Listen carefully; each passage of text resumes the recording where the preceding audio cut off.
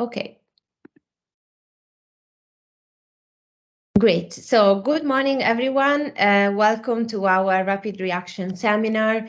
This is a series that we organize, we as the law group of the Wageningen University, to provide timely insights into topical events, conferences, summits that take place in areas that are relevant to our research work.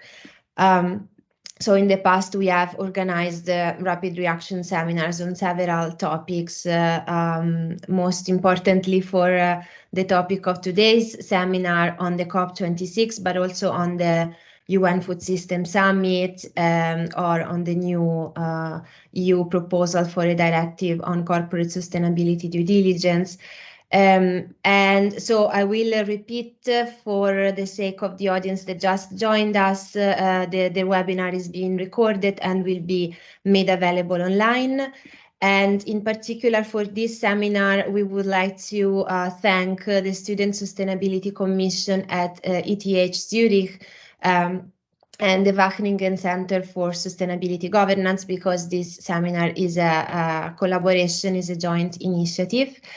And before delving into the contents of this webinar, I would like, first of all, to present myself. I am Chiara Macchi.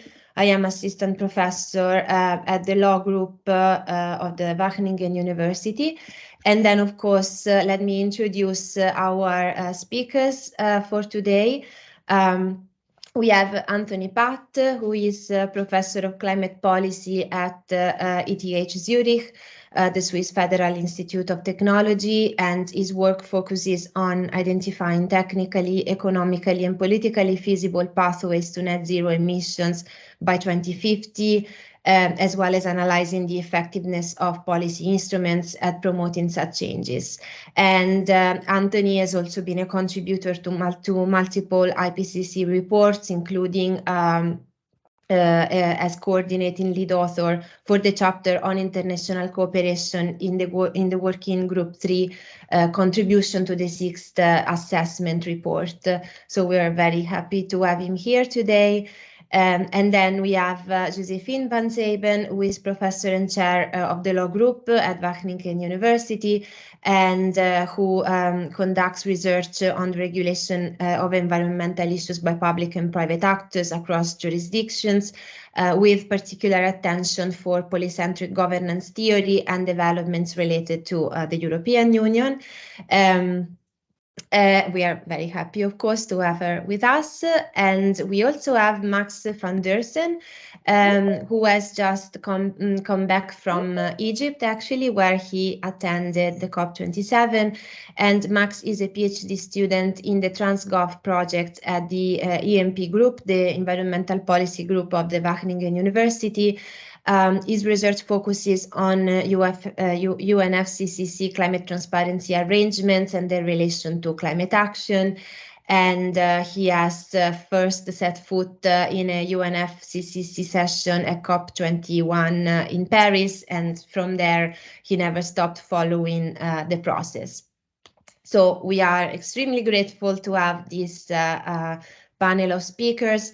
Let me tell you just briefly how the session is organized. I will ask the speakers 2 rounds of questions to which they will briefly reply. So each reply should be around 5-7 minutes maximum.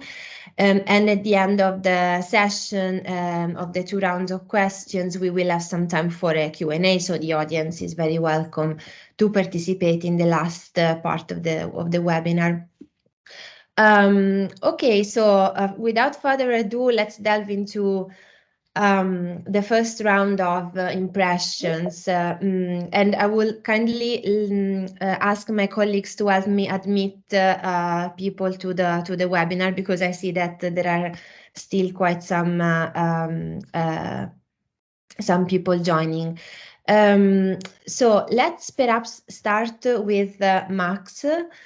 because Max has attended, as I was mentioning, the COP27 in Egypt, and I would like to ask you, Max, whether you can tell us a little bit what was the focus of your participation at the COP27, whether you were following some sessions in particular, and also what were the hopes or expectations that you had ahead of the summit, and perhaps for this round of questions, you could tell us a little bit about the expectations that did materialize, the positive outcomes that you could see at the COP27. Thank you for breaking the ice. Yeah, thank you very much for giving me the floor. I'm very happy to be part of this webinar and reflect on COP27. So in terms of the processes I followed, so this is part of my PhD research on transparency arrangements in global climate governance. So one of the processes I followed on that is maybe not in the main headlines of the media was sort of the final steps in operationalizing the transparency mechanism of the Paris Agreement.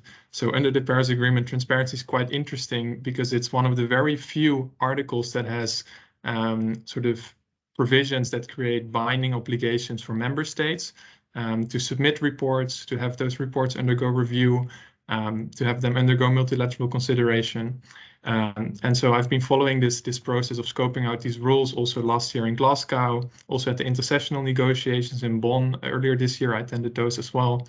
And one thing that's interesting is that Glasgow sort of finalized these rules or the package of rules. And then already one session later in Bonn, they decided to reopen the negotiations again because developing countries were very unhappy that the whole transparency and reporting system was focused on mitigation and emissions as sort of the primary scope of it, and adaptation and loss and damage are sort of second order issues in this transparency framework. So in Bonn, there was a strong call from developing countries to say, okay, we want to have adaptation and loss and damage more strongly represented in this reporting and review framework. And particularly it was that currently adaptation and loss and damage was outside the scope of information to be reviewed by the review system, and now they wanted to bring it back in. So that was one of the key questions for COP27, if sort of this decision would be made to expand the scope of this transparency framework to also include adaptation and loss and damage. Well, that's one thing that materialized. Countries did decide to enlarge this scope, and adaptation and loss and damage is now also part of the review system. So that's interesting. Also, one of the few items that sort of got resolved within the first week of technical negotiations. It didn't have to sort of carry over into the second week of the COP to go to ministerial level engagement. So that was nice. So that's one thing I followed. But also my study of transparency is about how it relates to climate action and ramping up sort of climate action more broadly. So one of the processes that also really caught my attention, also at the sessions in Bonn earlier this year, was the second periodic review of the long-term goal. And that refers to the big numbers we know, like the 1.5 degree target or the 2 degree target. So that's maybe something that also came out in the media, that there was a little bit of a fight at COP27, whether it's still, whether we should have the 1.5 degree target as sort of the primary objective, or the 2 degree target, or something in between. And in these negotiations, it went sort of up and down, with developed countries and small island developing states arguing very strongly, like we need to focus fully on the 1.5 degree target, based on that we now know that the impacts will be much more severe if we go beyond that. And then other side, like large emerging economies, said, well, that's okay, but then how are we going to get there, and what will that mean for us? So, well, basically they decided to keep it somewhere in the line of the Paris language. So striving for 1.5, but 2 degree is still sort of the limit target. But the text does have an outcome that acknowledges that there will be less severe impacts if the 1.5 degree target is met. But then also the whole question is that came out in this review of the long-term goal was, how do we get to this 1.5 degree target? And basically here you also had two camps. So developed countries said, well, the science is very clear. We have this global pathway towards net zero, which means we need to peak emissions in 2025, halve emissions by 2030, and then reach net zero in 2050.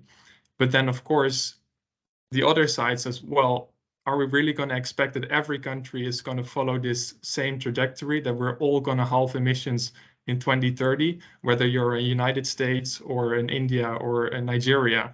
That seems very unfair to sort of, if we all halve by 2030 with very different starting points, then that's not the way we want to go. So, for example, India suggested we should have the carbon budget as the central principle of thinking about this long-term target and how are we going to sort of share this remaining carbon budget that we have on the basis of equity.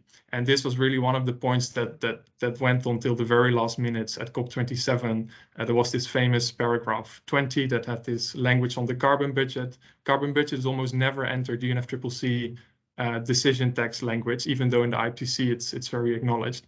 But yeah, it didn't get into the final text, but I'll get there. But we do have the halving by 2030. That's clearly in the text, and the sort of still striving for 1.5, but not as strong as some countries would have hoped, perhaps. But also there was a very serious risk that this whole negotiation would result in sort of a non-outcome. So both sides on the negotiation threatened to just say, okay, let's just go for procedural outcomes and not have any substantive text here. But fortunately, they did manage to find agreement and get to this text.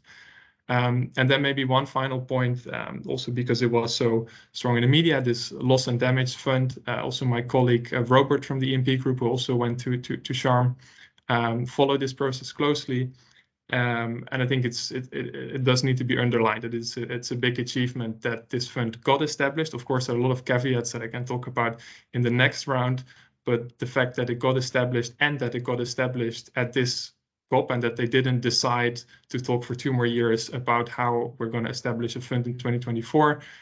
So I think that's also one of the achievements that's interesting to further discuss later. But I think I'm almost at my brief first round of intervention time limit. So passing it back to you, Chiara. Thank you very much, Max. I think it's a great start. Thanks for bringing to us a direct, experience from the summit. And now perhaps I would like to ask Josephine to tell us a bit more about the role of the EU at this conference, because we have heard that in light of the energy crisis, the EU ahead of the conference affirmed its intention to strengthen its energy partnership with Egypt and seemed to view the summit as an occasion to boost the realization of its own Green Deal as well.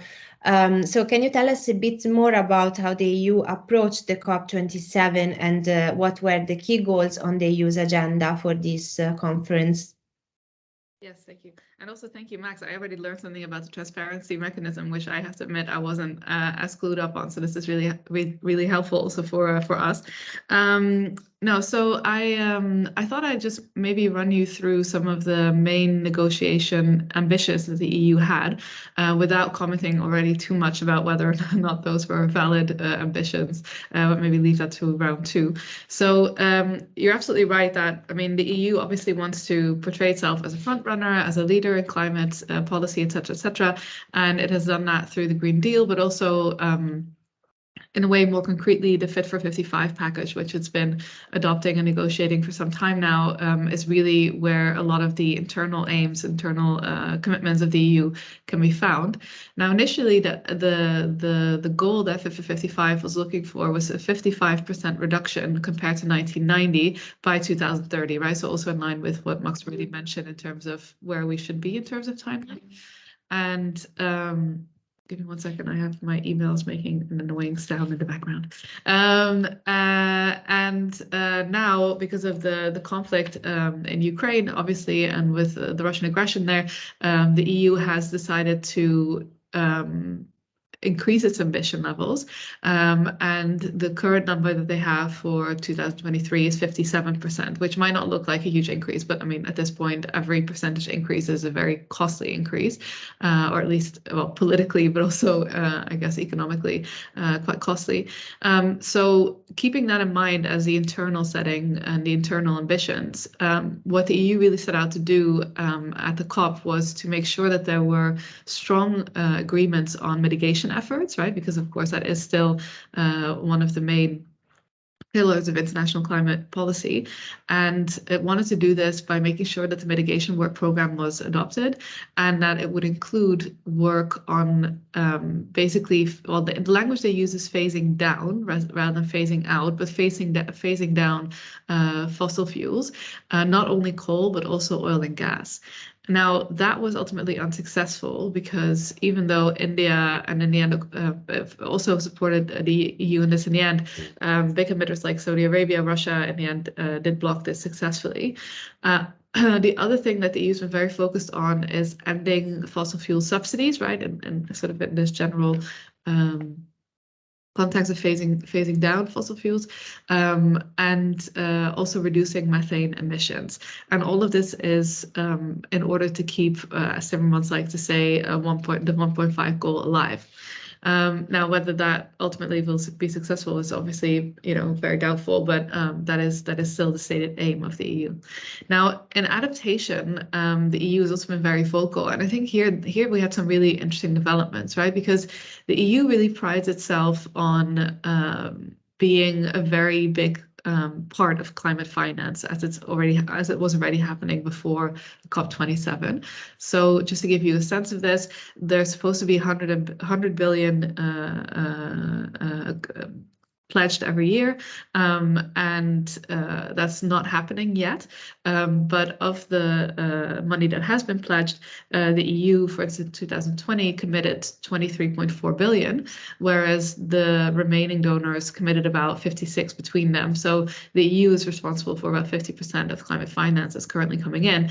Now, that might, I don't mean to completely rain on that parade. I mean, generally, of course, it's a good development. But of course, the EU is also home to some of the largest emitters that we've seen historically. So it's not an entire, altruistic move.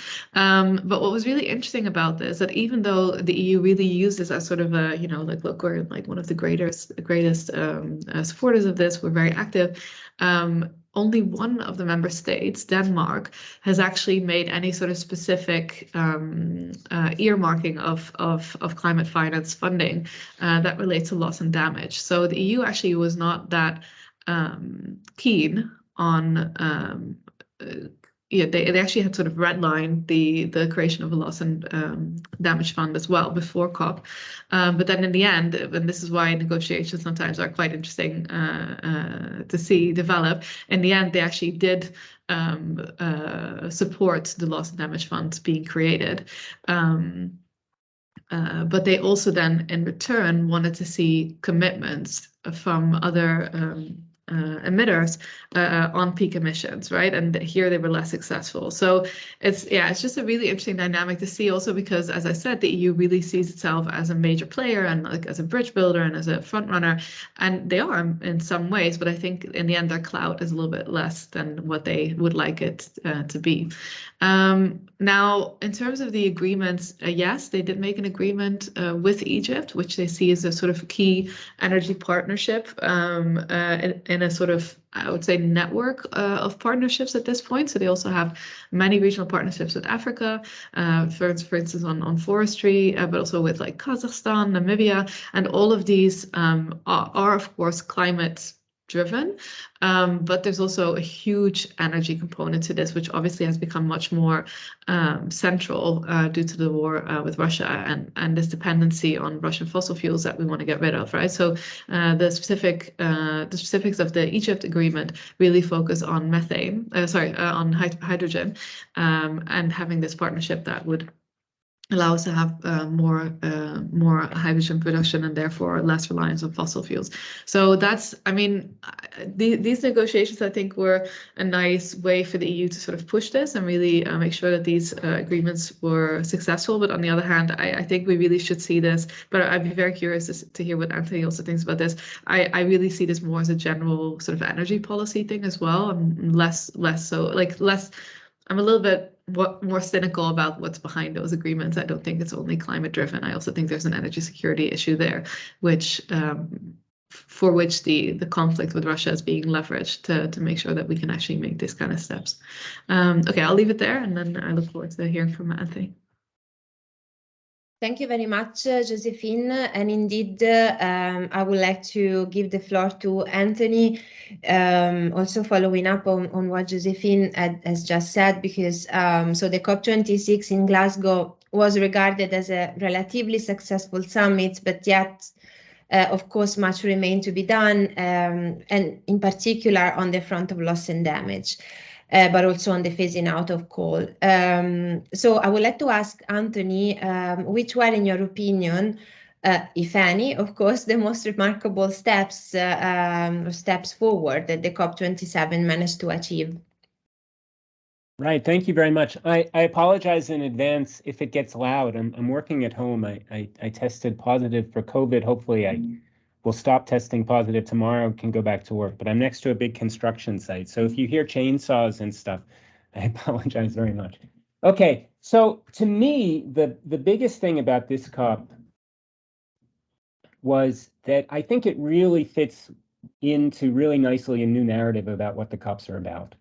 And actually, there's a journalist who I think has written about this better than anyone, and I would highly encourage people to read his article. It came out in the New York Times last week, November 23rd, from David Wallace Wells. His article was entitled "The World Took a Bold, Toothless Step Forward on Climate Justice."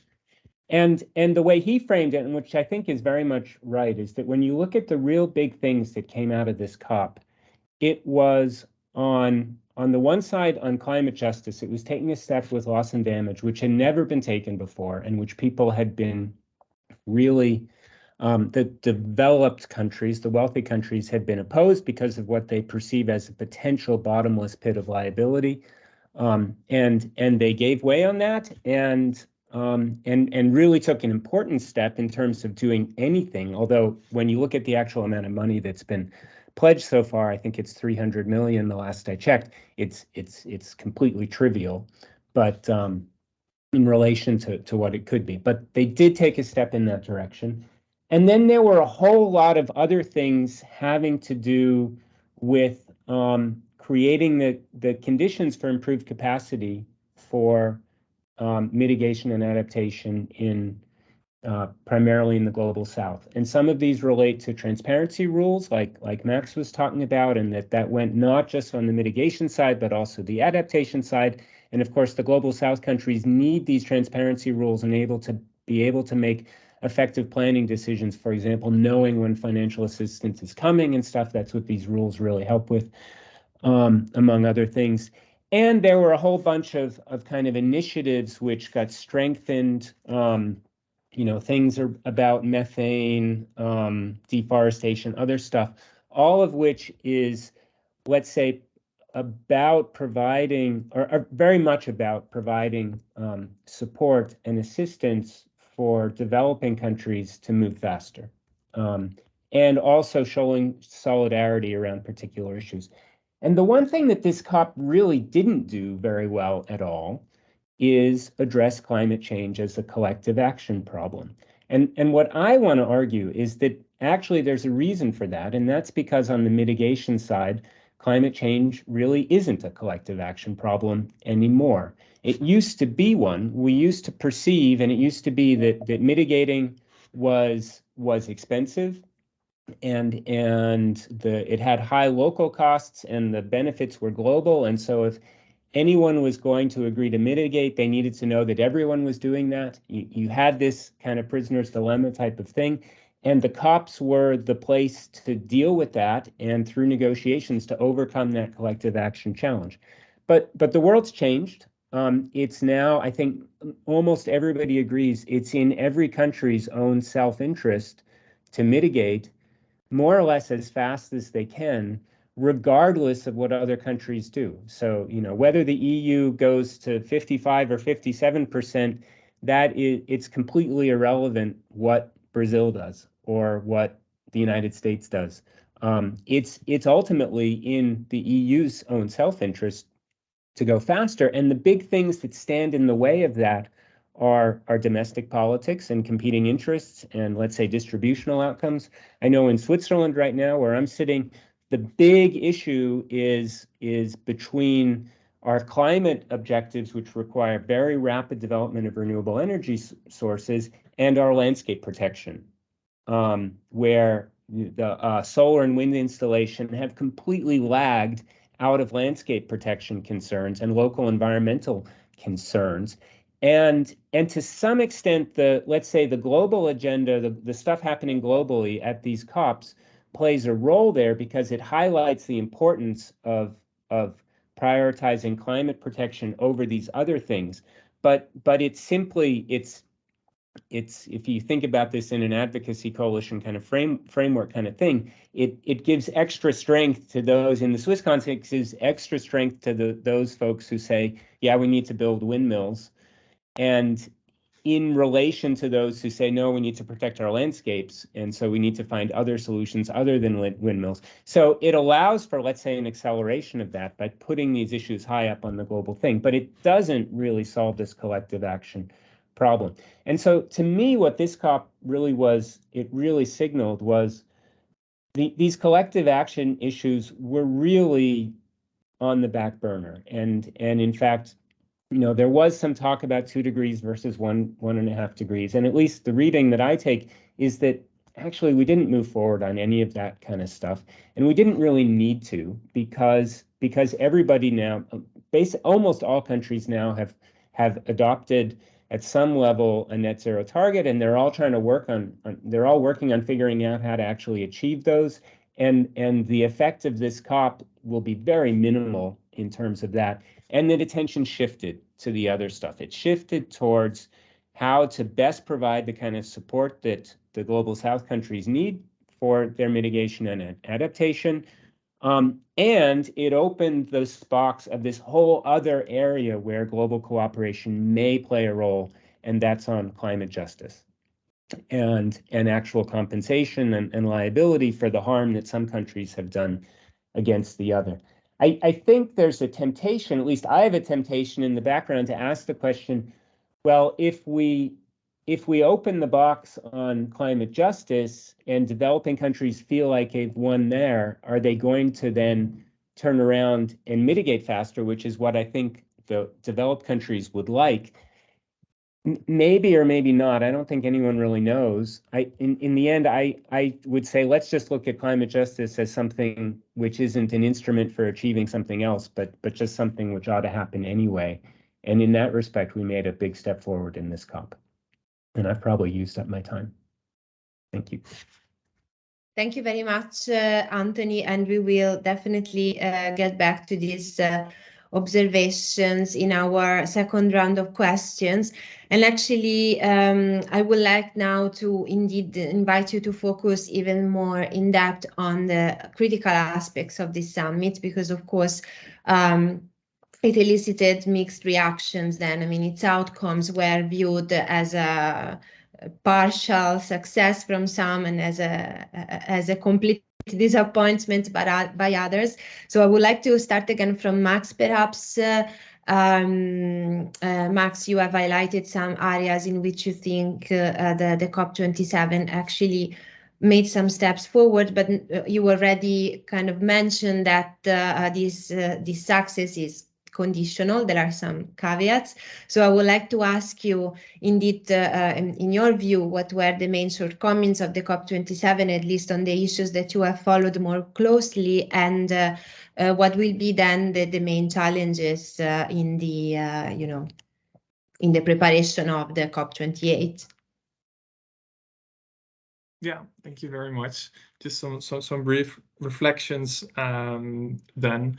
I think in terms of critical notes, well, so looking at the whole transparency system, I think one big question is going to be that, so the Paris Agreement designed a new transparency system, and it's only going to kick into force in 2024. So almost 10 years after the adoption of the Paris Agreement, and all this time has been spent negotiating the rules and everything. And now the hopes are very much that once in 2024, we'll start going through this whole process of doing the reporting, doing the reviewing, doing the consideration, that will all help to stimulate climate action. Well, I think there's also some footnotes to add to that, also in the sense that, for example, for developed countries, nothing much changes with going to the new enhanced transparency framework of the Paris Agreement. It's basically a continuation, so there's maybe nothing much to expect from as a sort of a ramp up compared to pre-Paris. So the main question is going to be, what will it mean for developing countries? And then maybe one question is, will it be, like Anthony sort of pointed to, will it be a tool for developing countries to sort of help them in domestic policy making and raising their priorities?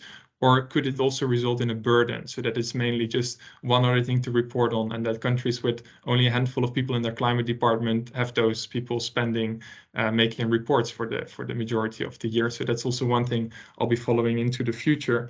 And maybe also on transparency, one big gaping gap is that on the whole issue of climate finance, there's actually no agreed definition of climate finance. There's no agreed methodology for reporting on climate finance. So these numbers that we see, also the numbers that the EU reports, there is no, it's all self-reporting and self-determination of what counts as climate finance. So a loan counts as climate finance, a public guarantee, a grant, everything. Some countries report everything at face value. So also these numbers, there could be much to be gained from having a more clear definition on that front. Maybe on the mitigation front. So one thing that I think is quite interesting to unpack is that in the closing remarks, the EU, Frans Timmermans mentioned, well, with our 57% reduction target and our net zero target, we are now fully in line with the 1.5 degree target. And I would sort of take issue with that statement, meaning that, well, it's true that if the whole globe would move at the same pace from today onwards, then we all need to halve emissions by 2030 and be net zero by 2050. But it's quite some assumption to think that all countries ranging from Nigeria to India to the EU will move at the exact same pace from now on. Also, if we say we all need to halve emissions by 2030, well, current emissions in India are 1.8 metric ton per person, while in the EU it's 6. So if the EU goes from 6 to 3 per person, is that then equal to the India going from 1.8 to 0.9? Can we really expect all countries to move at that same trajectory? So I would say that the EU has to be definitely way ahead in the curve, so to say. Also looking at if you look at the carbon budget approach, if you look at the IPCC reports from 2007, then it was basically developed countries need to reduce by 25 to 40% by 2020 and reduce 80 to 90% by 2030. So we should be close to net zero by 2030 rather than just halving on the global average. So I think that's really one big fight that's still ongoing. And that's maybe also one of the reasons why some of these countries feel very uncomfortable with this language on we all need to peak by 2025. So that language also got moved out of the agreement because there was no mention of the remaining carbon budget on the other side to sort of counterbalance that narrative. So I think that's interesting. And that's then also something you see back in this mitigation work program that Josephine just talked about. So there was also the EU really wanted. So I think one group of countries wanted that this program would maybe set sort of new targets or sectoral benchmarks to sort of unpack this trajectory to 1.5 degrees even further and have like more goalposts on the way on how to get there by sectoral targets or new things. And there was strong pushback on this. So now the decision text explicitly states that this mitigation work program cannot result in new targets or imposing new obligations. So there was also, I guess here, there was also this push and pull, actually. So maybe where Anthony said we're now sort of beyond the collective action problem framing, I felt there was also maybe a sort of trying to bringing this back in. So in Glasgow, we saw that all these nationally determined contributions, we tried this approach where everybody can sort of go to on their own speed and try to do a race to the top, so to say, with ratcheting up every 5 years. But in Glasgow, we saw that it doesn't add up. All the NDCs together will result in emissions increase by 2030 rather than halving it by then. So there needs to be some process of ramping up ambition. And I think this mitigation program might have been, at least for some countries, they try to push back and saying, well, we might need to negotiate more at this international level on how to set goalposts that more clearly guide our way to this 1.5 degree target, so that there's sort of a repoliticization of keeping this 1.5 alive. But well, as said, that didn't realize. So And at the same time, there is, of course, also all these processes that focus more on mobilizing climate finance and facilitating climate action. Also very interesting language on reform of international financial institutions in the final draft text, innovative sources of financing. So you also had Antonio Guterres at the start, who said we should tax windfall profits of the oil and gas sector in order to get this money to the most vulnerable. So there is some language that reflects that. So there's language on innovative financing, and there will be, Antonio Guterres will also host a summit on this next year in New York. And then maybe on the loss and damage front on the fund. So that's also, there are definitely some caveats. So I think it's a big achievement that got established. But having said that, there's lots of caveats to it. Also, if you look at the specific draft text, actually they established funding arrangements, which includes a whole package of funding options, of which one is that they decided is this loss and damage fund. But the whole package of funding arrangements can be anything from insurance to all types of different modalities of funding. While developing countries said, well, for this particular problem, loss and damage, we really need grant-based public funding that is new and additional and shouldn't be sort of taken away from adaptation funding. But there's actually no mention of public or grant-based finance in this text, leaving the door open to also here having different modalities like loans or insurance or other forms that sort of step away then from this concept of climate justice or compensation, where you would, at the end of the day, perhaps still be paying for your own losses. So I guess this is something that will be negotiated next year. It will be very intensive with sessions going forward. And then maybe a quick outlook before rounding up. Next year is, of course, also the global stocktake. So this has also been one of these processes that happens every 5 years. This is the first one, and also maybe perhaps the most pivotal one, given that we're in this last decade, as mentioned, to keep the 1.5 degrees alive. But basically, the big question is, we already know what the outcome is going to be. We're not on track. Targets are not enough. Implementation is not enough. But the big question is, what will that result in? Will it result in a political decision that somehow helps to ramp up ambition? And if so, what's that going to be? So on that note, concluding my remarks. Thank you very much, Max. And indeed, I would also like to ask Anthony, so what are the next challenges? So in 2023, we will have the COP28 in Dubai, and what should happen in the meantime to put, let's say, the goals or the proposed actions of the COP27 at work, and perhaps to bring back in that collective dimension that you were mentioning? So I think following up on what Max said at the end, I do think that we've now opened the door on loss and damage, and now we have to figure out how to actually do it right. And I think there are really two aspects to this. And the first is kind of the modalities of how we want to do loss and damage in a way that means that it's actually additional stuff that actually helps the people who've been hurt, rather than, for example, putting an extra burden on them because they have to now do all this reporting for it for almost no money. So the first is figuring out the modalities of this, and I don't think it's going to happen in a year, but it will happen over many years. And ultimately, it's a vital thing for global justice that this happens, and that may in turn, in the long run, really help to have a climate in international negotiations which is a little less oppositional of wealthy countries versus the global south, which I don't think is particularly productive. And then the second thing is actually getting an amount of money on the table, which is more than just symbolic, because what's there right now is purely symbolic, but actually scaling that up to an amount of money which actually does fit any real conception of justice. So that's one big thing. I think the biggest thing moving forward is sort of what people were talking about with the Bridgetown Initiative, which I think people came into this COP with hopes that would go somewhere, and at the end it didn't really.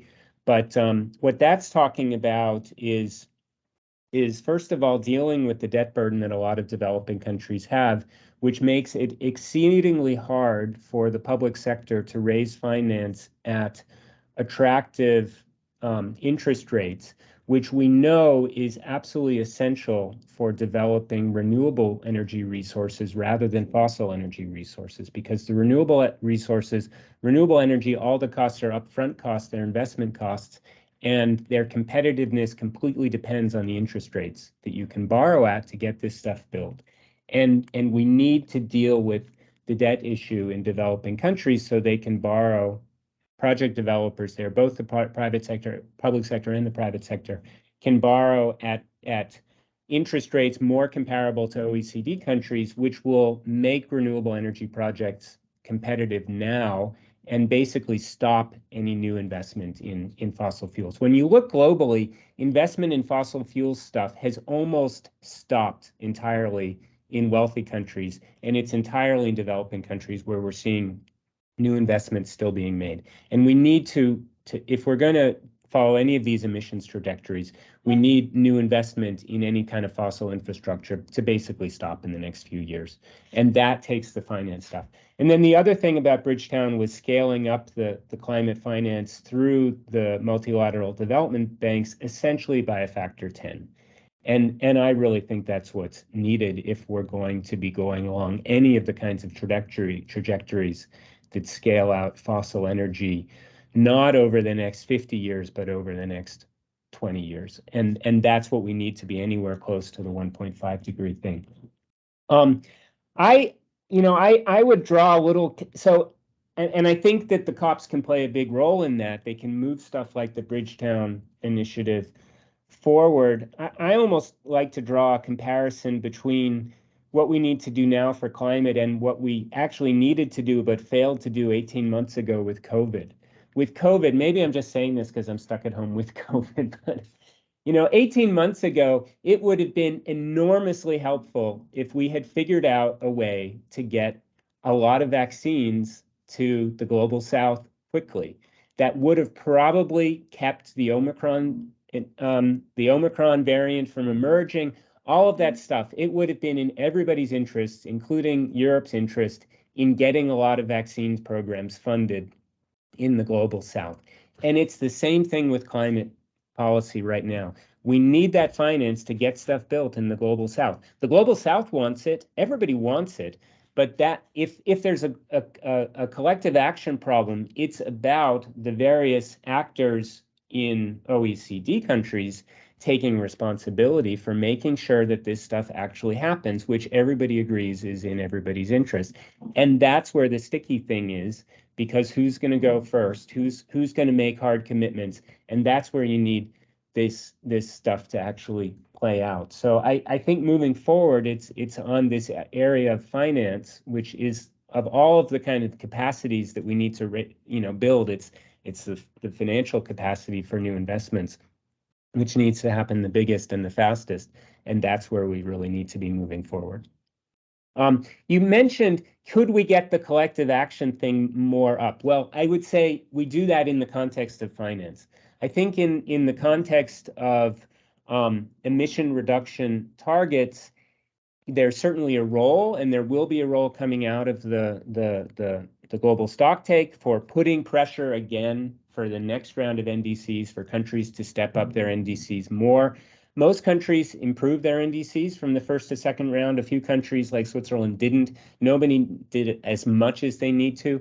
Political pressure will help that, but essentially that's about creating the conditions for domestic politics in all these countries to play out as quickly as possible. So I don't really see the collective action problem quite ever emerging there the way it used to be. Where it can, though, play a strong role is on finance. Good. Thanks. I've used up my time probably and more so. Thank you. No, you're perfectly on time. And I forgot to say, we express, of course, our solidarity for you. We are sorry that you are stuck at home with it's COVID. All good. I have a nice home. So. Yeah, we see that you are in great shape anyway. So thanks for being with us. And yeah, actually, I would like now to give the floor to Josephine, because indeed the same EU representatives after the summit expressed indeed mixed feelings about its outcomes, and perhaps the most negative reaction came from Timmermans, who said that the final deal does not bring enough added efforts from major emitters to increase and accelerate their emissions cuts. And that basically the final deal does not strengthen our confidence in the possibility to achieve the Paris Agreement's goals. So, Josephine, I would like to ask you indeed what were the critical aspects of the EU's participation to the COP27 and indeed of the final results of their diplomatic efforts. Thank you, Kat. So I have a lot of sort of conflicting thoughts about this, and I'm going to try to present them in as coherent a way as possible. But so I think Timmermans' observations, and I think generally how the EU is left feeling after not just this COP, I would say, but most COPs at this point, I think it's also in part very much due to their own perception of where they should be going and also what role they should be playing in, you know, the road that they think should be traveled, which I think is interesting because I think there's a mismatch there between what the Commission would like to do, what the member states would like to do, how they would like to do it, but also between what the EU is actually doing and what it isn't doing. And I think, again, that also goes back to the mismatch between the member states' goals and the Commission's goals. But like, for example, Max already sort of pointed out, of course, that emissions per capita in the EU are much higher than they are in other places in the world. I mean, you know, the elephant in the Green Deal was very much that the Green Deal and generally the EU's calculations of its emissions do not include emissions that happen outside of the EU, right? So the actual footprint of the EU is obviously massive and partly includes also activities that support our economy and our lifestyle outside of the EU. And the fact that the EU has not really meaningfully addressed that, I think, is a really big issue. And they're talking about carbon taxes and all that kind of border taxes, etc. But I mean, that is an issue. So I think that there's, as I said, I think there's some kind of cognitive dissonance there in the EU's sort of desired public persona, but also I guess I also think for somebody like von Timmermans, actually also what he would really like to achieve personally as a commissioner, etc., and what is actually going on also at home. But I think what I find most interesting, and I think that speaks to the COP more generally, is that not wanting to diminish the importance of the COPs, because obviously it's a hugely important mechanism. It's sort of this huge multilateral instrument that we have. You know, it's the main sort of forum where all these parties come together. I think we need to pay even more attention, even in these discussions, when we're specifically talking about COP, about what's happening in other sort of processes. And I think that's where I'm sort of most excited, and also where I think some really disruptive things might still happen when we look at what the progress of climate change policy and mitigation adaptation is. So for example, and I know that I'm a lawyer, so this might be an expected thing for me to say, but I'm actually generally very skeptical of this development. But I don't think we can deny that the actions that are taken by courts at this point are not important, right? I mean, we see that courts are going as far as changing domestic climate policies, like in our agenda, but also in other, so that was in the Netherlands, but also in other jurisdictions now. It's also holding private actors accountable for their actions now, like what we saw in the Shell case. And I mean, and that I think is a trend that, again, I've personally and academically many reservations about this, but this is not going to stop. You know, this is only going to increase. And I think the more that we have sort of little hooks in things like these outcomes of these COPs with language on loss and damage, etc. I mean, obviously this will be used, we see now, by courts of sort of accelerating this. I mean, what do we want to call it? A climate justice movement or liability movement, or, you know, that is happening. And I think that's really important. And I think similarly, I'm very curious also what will happen with climate finance. But I think even though there is this statement of we need public funding without any conditions, etc., I actually think that what we also might eventually see are quite pervasive and fundamental changes to public finance and private international law and all those kind of and investment law and how that will turn out. Because, you know, the markets, I mean, Anthony already mentioned this, the markets understand very well what's happening, right? I mean, you're not going to invest in certain things anymore because you are worried that that's going to affect your bottom line. So I don't know, my feeling is that there will be, alongside this sort of very visible state-centric public process, like in the COPs, we will have some really fundamental disruptive changes to private, what we consider to be private systems like finance, like investment, which I think will also really fundamentally impact everything that's being discussed at the COPs. The problem with that is, because I think in general terms that's good, you know, because we need fundamental changes to a lot of our systemic, our societal systems to actually make this work. What I think is problematic about that is what was mentioned at several times, which is this capacity issue, right? Because in the same way that there is sometimes less capacity in developing countries to engage like with some of the public debates, right? I mean, you know, you might not be able to send 30 people delegation to these COPs because you simply don't have 30 people in your climate ministry if you have a climate ministry. Similarly, like to then have to divide that capacity between that process and all the private sort of, or the non-state centric processes that might also be going on, I think that really requires a lot of expertise. So my most cynical, what I fear might happen is that we will hollow out the public COP system more and more of the changes will take place elsewhere in a way that is not as transparent, not as visible, and where we cannot impose sort of rules on participation, on representation in the way that we have now been able to do to some extent in the COPs. And I think that's something that I'm very curious to see how that will move forward. And I think also the EU there is a little bit naive on how those things might play out. So let's see what happens. Thank you very much, Josephine. And indeed, this resonates also a little bit with what Anthony was saying about some of the most interesting progresses take place at the, you know, at the state level or below that, rather than at the COP itself, that sometimes follows developments at the country level more than driving such developments. So I think we have now some time for a Q&A. So I would like to open the floor to the audience, and which, by the way, I thank for being with us. It would be nice to have some questions from the floor at this point. And what you can do is to raise your hand virtually, because we will be able to see it and give you the floor. So let's see. Anyone willing to break the ice?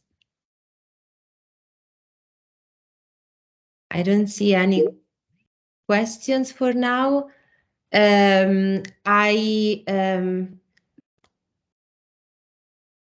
Sorry, I'm just scrolling down the chat, the list of participants. Okay.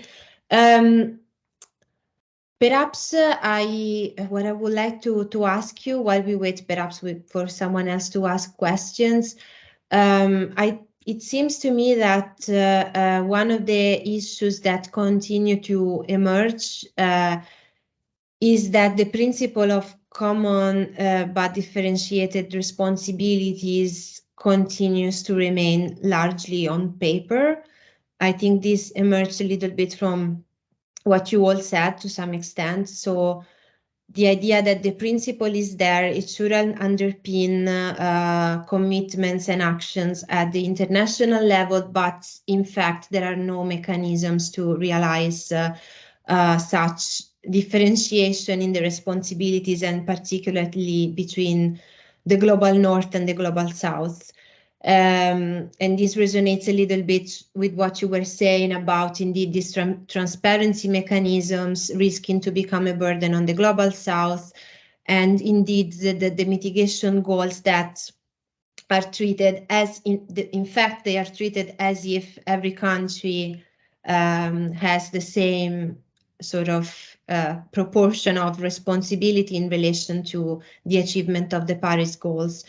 So I wonder whether you envision any way in which the international community could bring back, but give substance to this principle, whether there is any mechanism that could be used to enforce the common but differentiated principle that it seems to me so far has largely remained like a nice guiding principle on paper, but was never really translated.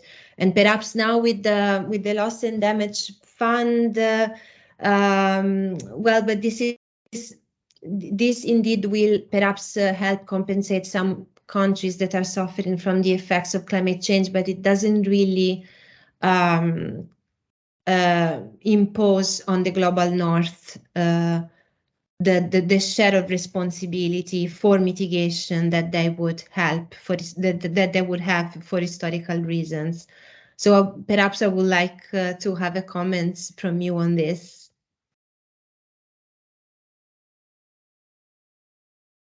I can maybe briefly come Yes. in. I mean, this is of course a debate that has been going on for as long as the convention is old, basically. So we have common but differentiated responsibilities.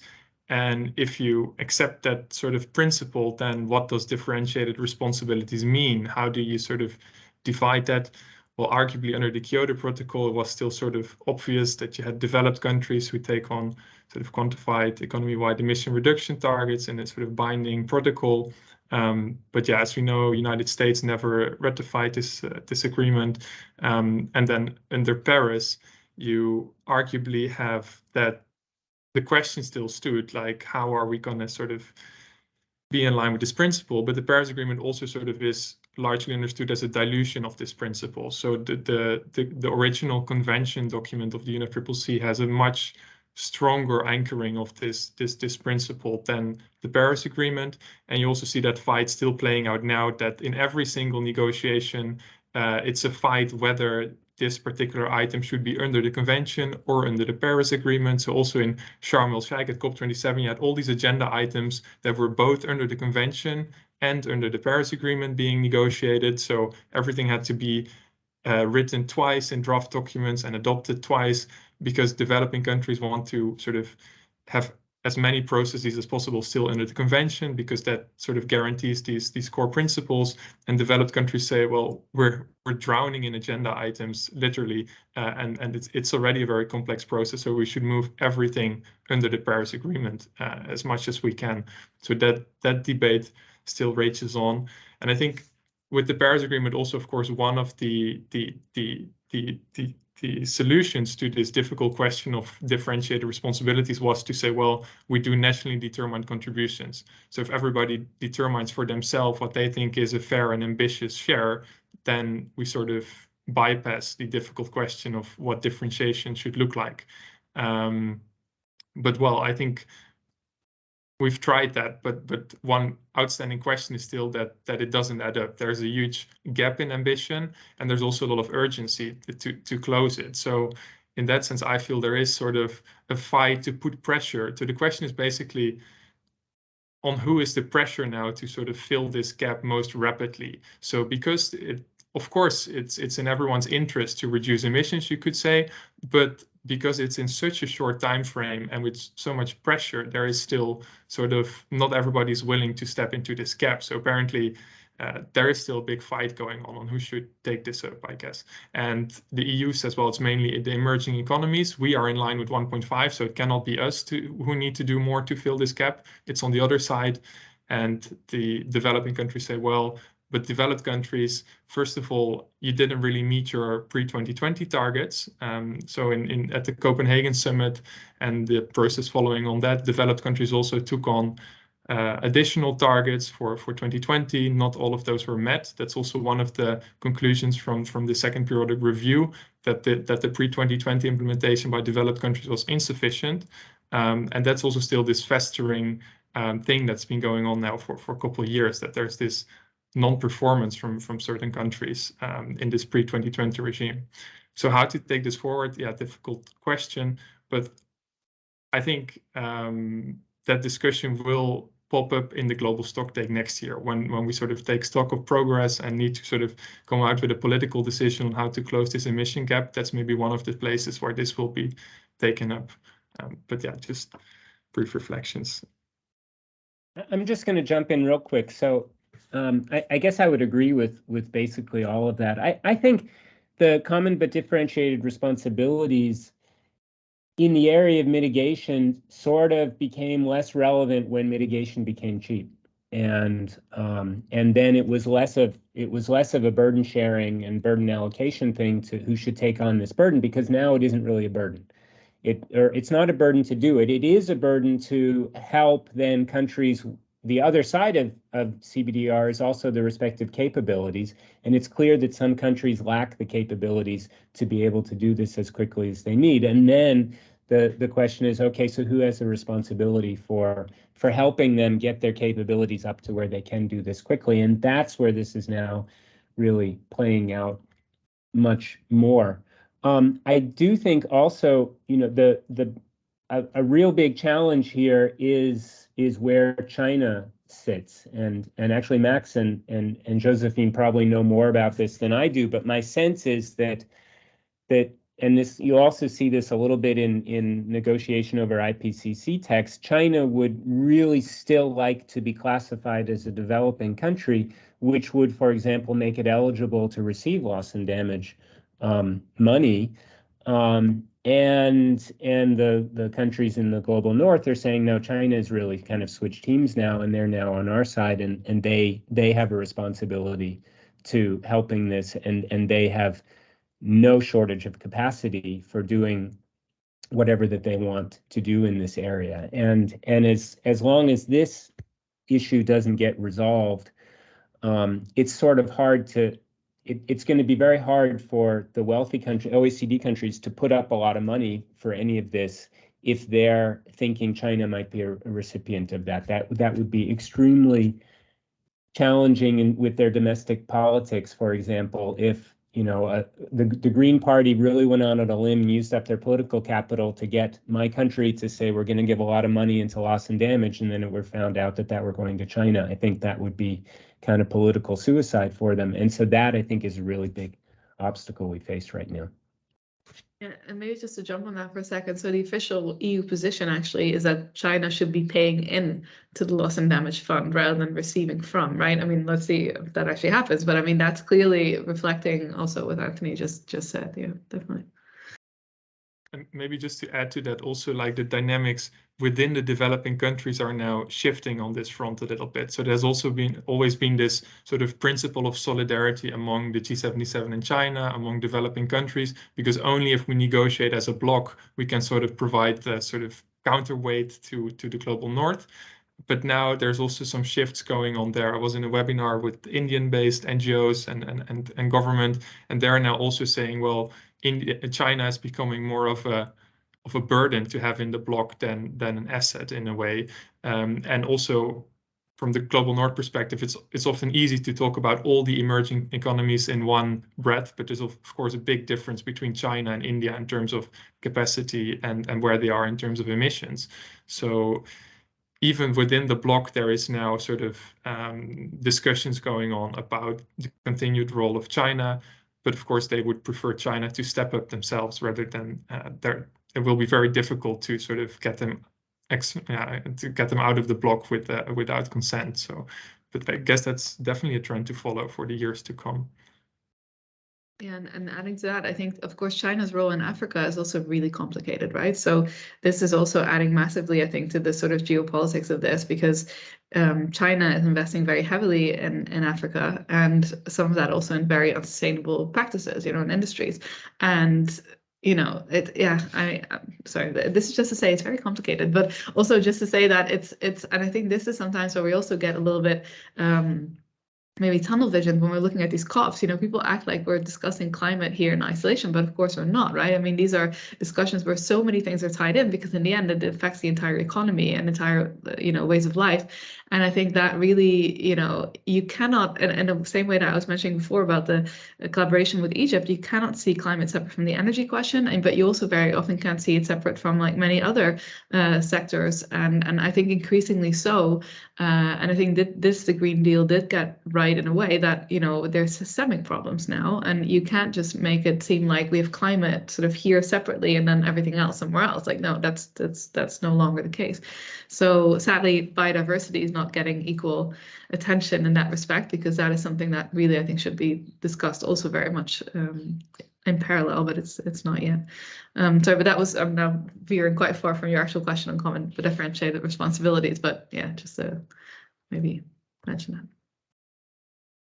Thank you very much. Actually, it was a very interesting discussion, and I think there will be many more things to say, but in case there aren't any questions from the audience, and you have yes, there is a question from the audience. It's Edwin, assistant professor at the law group. Yeah, thanks for introducing me, Kara. Thanks, speakers. This was really interesting, and I learned a lot from you know, just compared to what I knew just from reading the newspapers and all. It's really nice to get this sort of inside view. But what I really wonder from like a public participation perspective, I did see that there were a lot of more, you know, youth groups and Extinction Rebellion, you know, kind of people participating. And I mean, you would have seen that in Scotland as well, but I felt that, you know, there was maybe a bit more public participation from that side. But for the general population, what we see is a ton of private jets flying over to these tourist resorts in Egypt, talking for a couple of weeks, and then the result is, you know, nothing happens. We're on a trajectory to whatever 4 or 5 degrees warming. And I just wonder, you know, what does that mean for the future of COP from like the bigger public legitimacy perspective? Do you think that matters at all, or is this just like, you know, keep on doing what we're doing and whatever the public will think about this kind of effort we're doing here? It's not directed to someone specific, but maybe Max, you've been there, of course. Like, yeah, maybe you have a. I could Yes, see I also see Anthony. Anthony, you can go. Yeah, I first, wanted and to I'll jump give my right in. take. First of all, I want to jump in and say we're not on a course anymore to 4 or 5 degrees warming, at least by the end of the century. And it's absolutely essential that we recognize we've made huge progress there. We're now on a course to less than 3 degrees warming, which is a huge difference. We're not where we need to be, but we've made a huge difference. And so to a large extent, that's been driven by the global process, which created the impetus for the net zero pledges, and which is creating the impetus for national level policies. The other thing I think is we need to keep focusing on the place where stuff really happens when it comes to mitigation is not at the COPs, it's in national capitals. And the COPs provide the framework and the political pressure, some political pressure for effective climate policies getting developed within countries. But in almost all cases, and maybe one exception to this is international aviation, where I think we do need a really strong agreement there, also with shipping. But it is the national policies which are needing to get moved forward as fast as possible and have to overcome the same kind of political challenges that everything needs to overcome, which is, you know, competing interest groups and competing goals and objectives, and the fact that there will be within every country. Overall, we're going to win, but there will be losers, and we need to deal with that. And we probably need to protect those losers from some of the consequences of our climate policies. It's there. It's in The Hague. It's in Amsterdam. It's in Bern. It's in Brussels. It's in Berlin and Washington that the real stuff is happening, and that's where our efforts really need to be focused. Thank you. Were there other reactions to this question?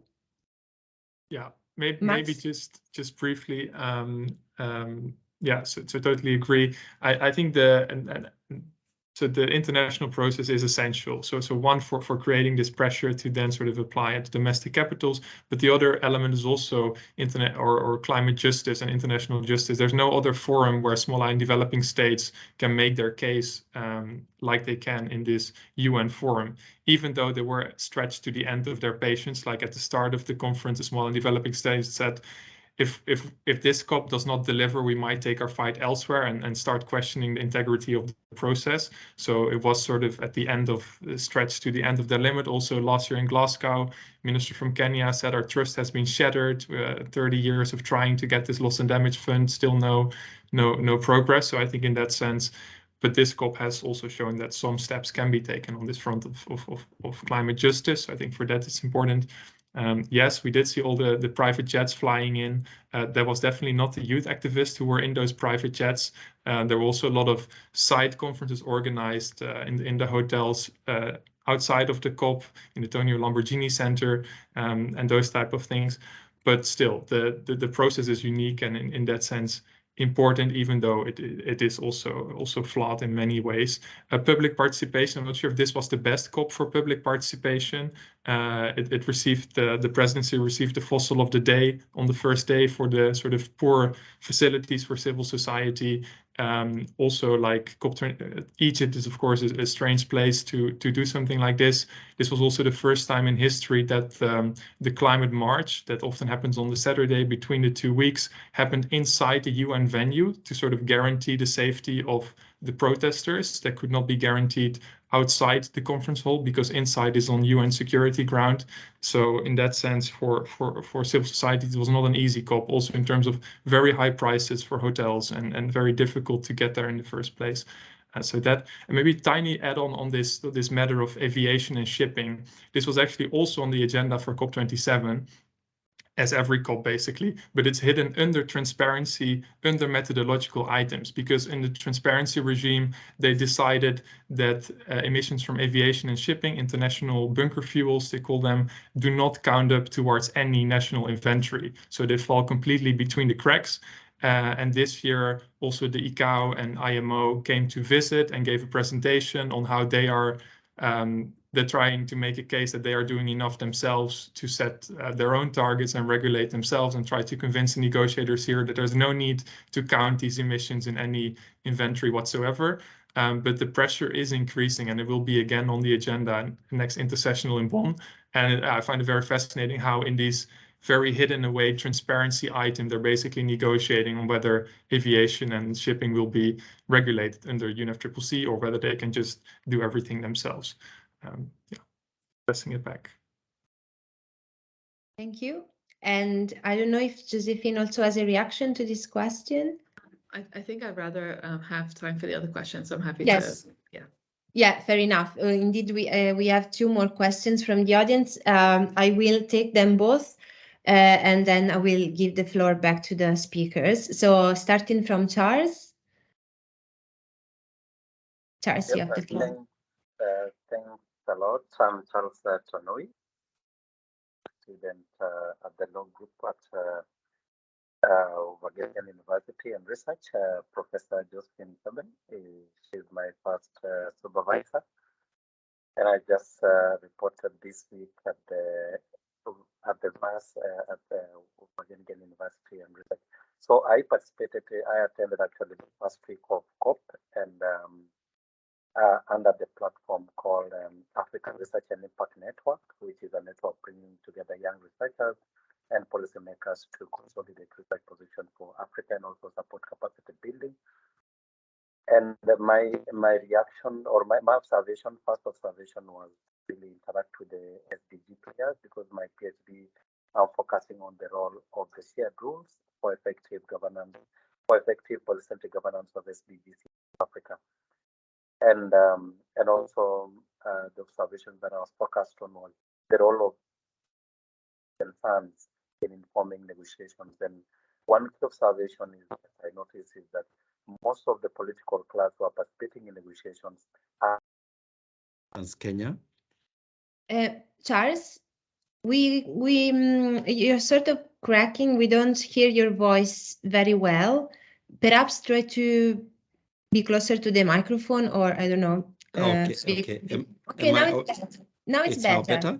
Yes, thanks. Okay, yes, thank much you. better. So my interest has been how can science and research really inform negotiations? And there are two observations which I noticed.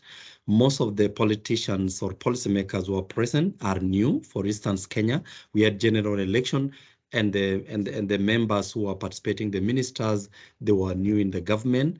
And then secondly, also among the researchers we were in different sessions, is that it's quite difficult to engage the politicians as researchers or scientists at the country level.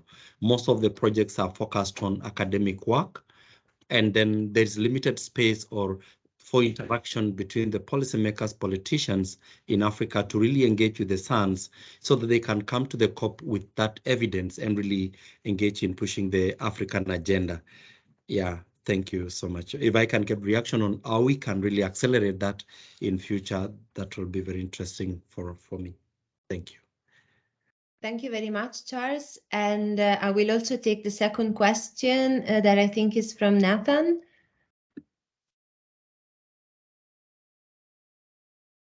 Or, sorry, Li Shunei, you have the floor. Wait, yes, we have a question from each student. Okay, yes. Great. Thank you all for your insights. I had a question on, so in terms of transparency and loss and damage liability, it seems like it's something that's in everyone's best interest to get involved in, but that there's a hard time motivating countries to go first because they're accepting accountability. And we've just, like you said, seen that there's not a lot of money on the table right now. What would be like a good motivating force to get countries involved and to contribute more money and more accountability? Thank you. Thank you very much, you both. Then I will give the floor to the speakers. Josephine, I think you want to intervene first. Yeah. I mean, I don't have to go first, but just a really quick comment on Charles's question. So I think it's a really good point, and I don't have an answer that might work for the Kenyan context simply because I'm not as familiar with it. But what I do know is that in the Netherlands, for example, now they are creating something called the Klimaatraad, so the Climate Council, which is supposed to be stocked with scientists who then would be advising sort of directly the ministries. So this is literally being set up now as we speak. I think they're electing the president of it this week, or maybe next. And I don't know yet if that's going to be something that maybe we want to replicate in other places. And I think it is already there in other places. Like, I don't think the Netherlands is like front running on this at all. But I think that's a sort of interesting model.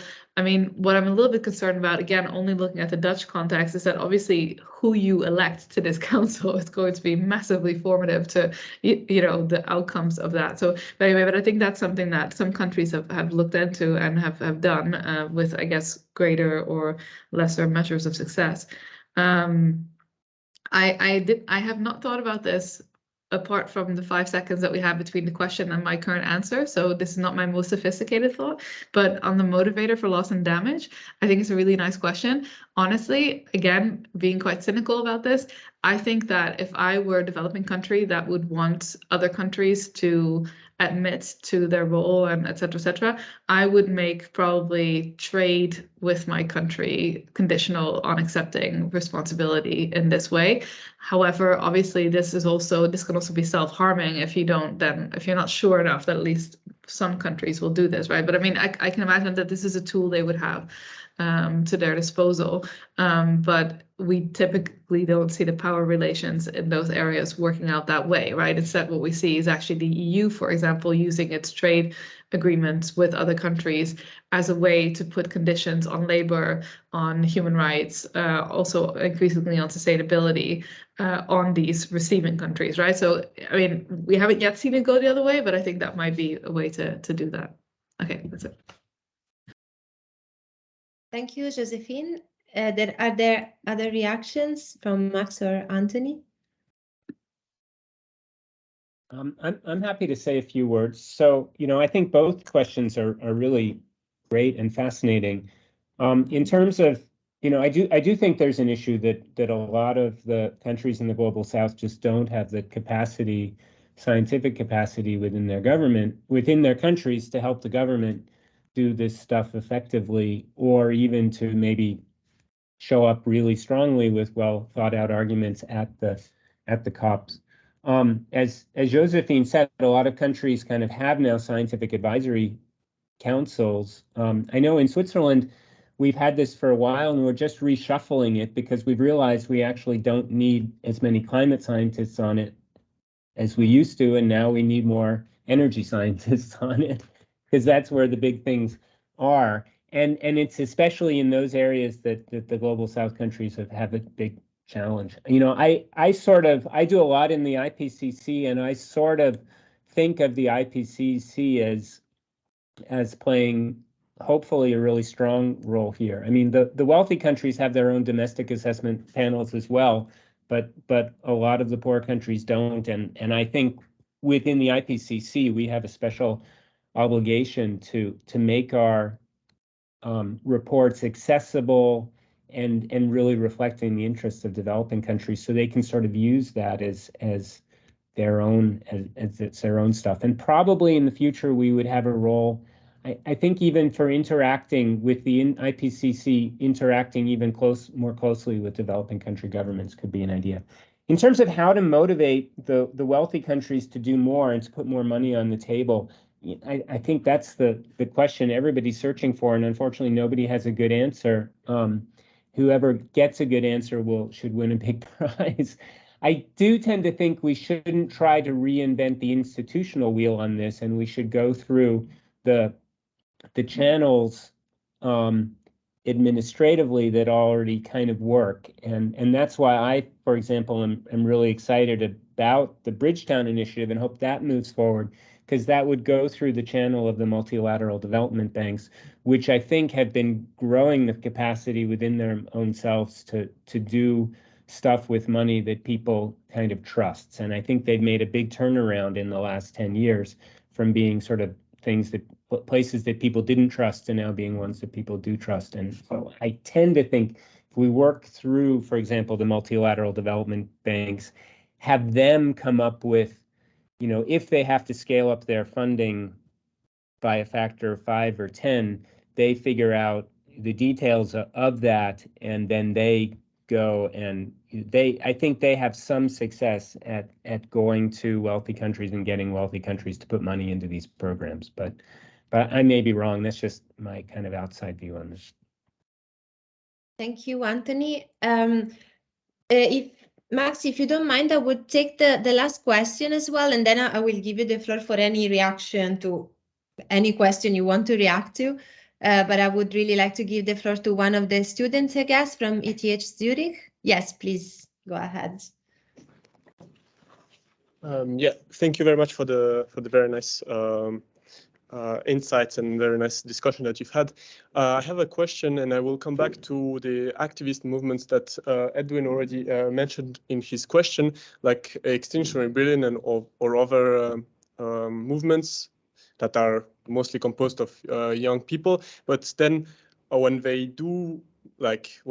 participate in these kind of movements, they are involved in some legal procedures that can last for a long time. And I was wondering if during the COP27, did the countries discussed of how this activists will be because at some point the legal procedures should be cancelled, because I don't know, I think everyone is interested that these activists raise the public attention, and I don't know, Switzerland is very bad at that. That's where we are resuming from. So yeah, I just wanted to know if it has been discussed or not. Perhaps I will give the floor to Max first, and Max, feel free to address any of the questions asked in the last round. Regarding to activism, I think one of the big fights as well that has been going on in the UFCCC for a long time is also regarding human rights and sort of upholding human rights in the context of climate change, and that also means rights of activists. That was also a big thing again in the context of the rules of the market mechanism for carbon trading that came out and have not been fully finalized yet. But no big breakthroughs on this front as far as I'm concerned there. And then on the loss and damage finance, I think maybe Robert, my colleague, can also chip in here at some point, but I guess one of the big questions is also who's going to govern these funds. So on the one hand, multilateral development banks have their whole institutional structure set up, but also they're governed by the shareholders, and developing countries are not fully happy about the amount of say they have in these structures and the amount of time it takes to apply for funding, which can sometimes take up for years to get a project approved, which is not very suitable for loss and damage. So that's, I guess, also a big outstanding question. Then also on the concept of liability and compensation. So that's also a tricky item, of course. And the Paris Agreement established a separate article on loss and damage, but it specifically says that it's not to be in the context of liability and compensation. And then also when at COP27, this agenda item on funding arrangements for loss and damage got put on the agenda by a proposal of Pakistan on behalf of the G77 in China, there was this fight going on about whether it would be discussed at all.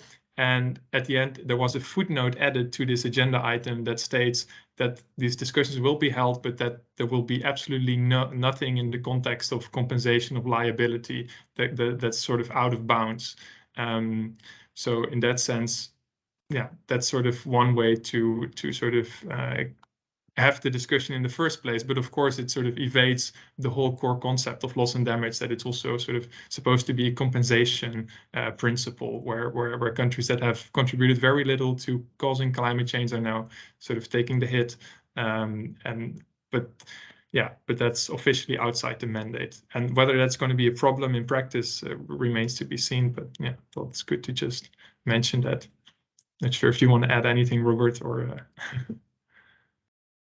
Thanks, Max. No, I think you summed it up very nicely. I also just want to, I came in a bit late, but I also want to highlight, if you haven't mentioned, all the focus on the insurance funding that was going on at COP27. Like Global Shield was launched in the second week, and it got a lot of support from developed countries. Like several countries chose to announce pledges to this initiative that is spearheaded by Germany under the G7.